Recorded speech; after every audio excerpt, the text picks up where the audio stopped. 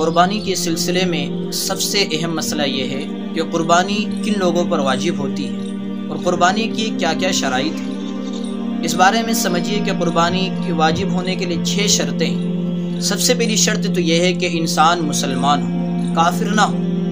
دوسری شرط یہ ہے کہ وہ مسلمان جو ہے وہ آزاد ہو، غلام یا باندی نہ ہو، لہذا اس کے اوپر کوئی قربانی واجب نہیں ہوتی۔ اسی طرح تیسری شرط یہ ہے کہ انسان عاقل ہو، لہذا اگر کوئی انسان پاگل ہوگا تو اس کے اوپر بھی قربانی واجب نہیں ہوگی۔ اسی طرح چوتھی شرط قربانی کے لیے یہ ہے کہ انسان بالغ ہو، لہذا اگر کوئی بچہ نابالغ ہے اور اس کے پاس مال و دولت ہے، اگرچہ اس کے پاس مال و دولت ہو لیکن اس کی وجہ سے بھی اس کے اوپر قربانی واجب نہیں ہوگی۔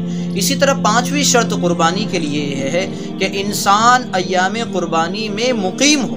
اگر کوئی انسان قربانی کے دنوں میں مسافر ہوگا تو مسافر ہونے کی حالت میں اس کے اوپر قربانی واجب نہیں ہوگی۔ اسی طرح قربانی کی 6ٹھی شرط یہ ہے کہ انسان قربانی کے دنوں میں بقدر نصاب مال کا مالک ہو، یعنی صاحب نصاب ہو۔ یہ شرطیں جس انسان کے اندر پائی جائیں گی اس کے اوپر قربانی واجب ہو جائے گی اور اس کو ان شرطوں کے پائے جانے کی وجہ سے قربانی کرنی ضروری ہو۔